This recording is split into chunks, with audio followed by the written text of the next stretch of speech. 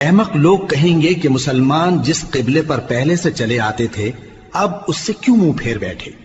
تم کہہ دو کہ مشرق اور مغرب سب اللہ ہی کا ہے، وہ جس کو چاہتا ہے سیدھے رستے پر چلاتا ہے، اور اسی طرح ہم نے تم کو امت معتدل بنایا ہے تاکہ تم لوگوں پر گواہ بنو اور پیغمبر آخر الزمان صلی اللہ علیہ وآلہ وسلم تم پر گواہ بنے۔ اور جس قبلے پر تم پہلے تھے اس کو ہم نے اس لیے مقرر کیا تھا کہ معلوم کریں کہ کون ہمارے پیغمبر کا تابع رہتا ہے اور کون الٹے پاؤں پھر جاتا ہے۔